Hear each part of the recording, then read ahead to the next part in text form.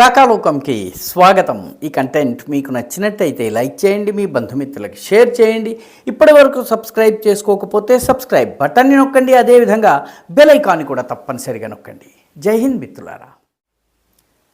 పాత సామాన్లు కొంటామని తట్టాబుట్టా చేతిలో పెట్టుకుని తోపుడు బండితో వచ్చేటటువంటి వాళ్ళు ఎలాగైతే నిర్విరామంగా ఊపిరి సలపకుండా అరుస్తూ ఉంటారో అలాగా ఈ దేశంలో ఒక రాజకీయ పార్టీకి చెందినటువంటి నాయకుడు ఓట్ చోరీ అని ఒక పాత సామానుని ప్రజలకు అమ్మే ప్రయత్నం చేస్తూ వచ్చాడు.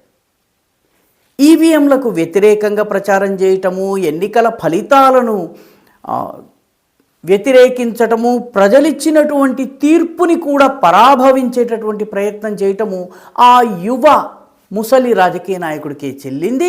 50 ఏళ్ల నుంచి 60 ఏళ్ల వయసులోకి వస్తున్నా కూడాను ఓట్ చోరీ అన్నటువంటి పాటనే పాత పాటగా పాడుతూ వస్తున్నాడు ఆయన.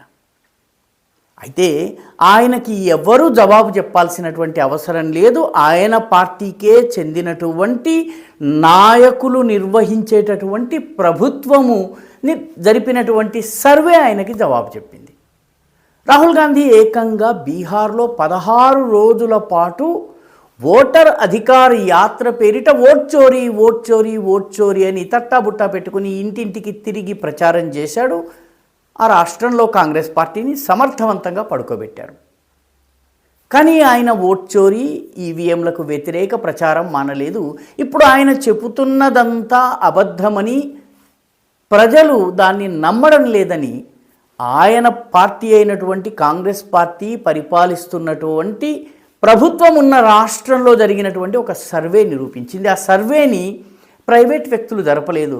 ఆ సర్వేని కర్ణాటక ప్రభుత్వము, కాంగ్రెస్ పార్టీ ప్రభుత్వము ఏర్పాటు చేసినటువంటి Karnataka monitoring and evaluation authority KMEA నిర్వహించిన సర్వే చెప్పింది.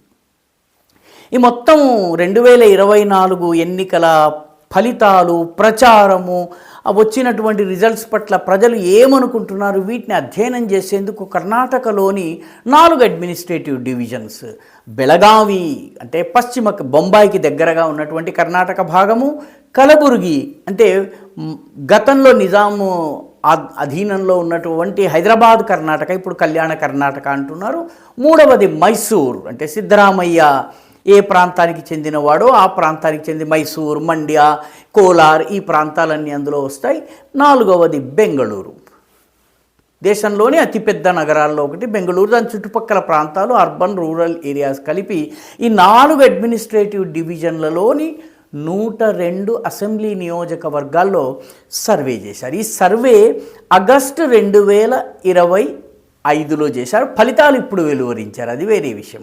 2024 లోక్సభ ఎన్నికల విషయంలో ఈ సర్వేని నిర్వహించారు. ప్రజలు ఏమనుకుంటున్నారు, ఫలితాలు, ఎన్నికలు జరిగిన తీరు, ఎన్నికల యంత్రాంగం పనిచేసినటువంటి పద్ధతి, ఈవీఎంల యొక్క పనితీరు, వీటన్నిటినీ విశ్లేషిస్తూ ఈ అధ్యయనం జరిగింది. దాని పేరు Lok Sabha elections 2024 evaluation and end line survey of knowledge, attitude and practice of citizens.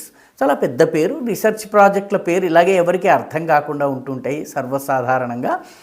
ఇది సర్వే చేసింది. ఈ సర్వేలో ఆశ్చర్యకరమైనటువంటి విషయాలు బయటపడ్డాయి. ఈ సర్వేలో వెలువడ్డటువంటి విషయం ఏంటంటే, కర్ణాటకలో ఓటింగ్లో పాల్గొన్నటువంటి ప్రజల్లో 83.61% ప్రజలు, అంటే భారీ మెజారిటీతో ప్రజలు ఈవీఎంలు నమ్మక యోగ్యమైనటువంటి, విశ్వాసయోగ్యమైనటువంటివి, ట్రస్ట్ వర్ది, వాటిని నమ్మవచ్చు అని చెప్పి చెప్తున్నారు.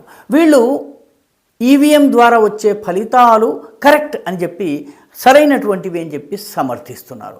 69.39 మంది జనాభా రెస్పాండెంట్స్ ఎవరైతే ఉన్నారో వీళ్ళు ఈవీఎంస్ని అక్యురేట్, స్పష్టంగా నిక్కచ్చిగా, నిర్మోహమాటంగా సరైన ఫలితాన్ని ఎటువంటి బయస్ లేకుండా, ఎటువంటి పక్షపాతం లేకుండా నిజాన్ని ఉన్నట్టుగా చెప్తాయని చెప్పారు. ఒక 14.22 మంది అంటే 14.22% చాలా స్ట్రాంగ్లీ ఈవీఎంస్ని సపోర్ట్ చేశారు. మొత్తం మీద ఈ సర్వే ఏకాభిప్రాయంతో చెబుతున్నది ఏంటంటే కర్ణాటక ప్రజలు కాంగ్రెస్ పార్టీని ఎన్నుకున్నటువంటి రాహుల్ గాంధీ పార్టీని ఎన్నుకున్నటువంటి ప్రజలు ఈవీఎంస్ సరైనవే, వాటిని నమ్మవచ్చు, వాటి ద్వారా వచ్చే ఫలితాల్ని సమర్థించవచ్చు అంటున్నారు. ఇది కర్ణాటక ఎవరిది? కర్ణాటక ప్రస్తుతము కాంగ్రెస్ పార్టీకి అధ్యక్షుడుగా ఉన్నటువంటి వయోధిక నాయకుడైనటువంటి మల్లికార్జున్ ఖర్గేకి చెందినటువంటి రాష్ట్రం కర్ణాటక. ఈ ఖర్గే ఇలాకాలో ఇప్పుడు రాహుల్ గాంధీ చెబుతున్నటువంటి ఓట్ చోరీ, ఈవీఎం ఫేక్ ఈవీఎం చోరీ, ఈ ఆరోపణలన్నిటికీ చిపురుకటతో సమాధానం ఇచ్చినటువంటి సమాధానాన్ని రాష్ట్ర ప్రభుత్వమే నిర్వహించినటువంటి, రాష్ట్ర ప్రభుత్వమే వెలువరించినట్టు సర్వే చెబుతోంది. ఆ రాష్ట్ర ప్రభుత్వం కాంగ్రెస్ది, అక్కడ ఉన్నటువంటి ముఖ్యమంత్రి కాంగ్రెస్ వాడు, కాంగ్రెస్ పార్టీ జాతీయ అధ్యక్షుడైనటువంటి మల్లికార్జున్ ఖర్గే ఆ ప్రాంతం నుంచి వచ్చారు. దేశం మొత్తం మీద కాంగ్రెస్ పార్టీకి సొంత బలం మీద ఉన్నటువంటి 3 రాష్ట్రాల్లో అతిపెద్ద రాష్ట్రమైనటువంటి కర్ణాటకలో ఏర్పాటు చేసినటువంటి Karnataka monitoring and evaluation authority ఇచ్చినటువంటి రిపోర్టు ఓట్ చోరీ లేదు, ఈవీఎంలని నమ్మొచ్చు. రాహుల్ గాంధీ గారు బీహార్లో, యూపీలో, మధ్యప్రదేశ్లో, రాజస్థాన్లో ఈవీఎంలకు వ్యతిరేకంగా ప్రచారం చేసే ముందు ఒక 16 రోజుల యాత్ర బహుశా కర్ణాటకలో తీసుకోవాలి. ఈ వీడియో మీకు నచ్చినట్టయితే లైక్ చేయండి, షేర్ చేయండి, ఈ ఛానల్కు సబ్స్క్రైబ్ చేయండి. మీ అభిప్రాయాన్ని కమెంట్ల రూపంలో తప్పనిసరిగా పంపించండి.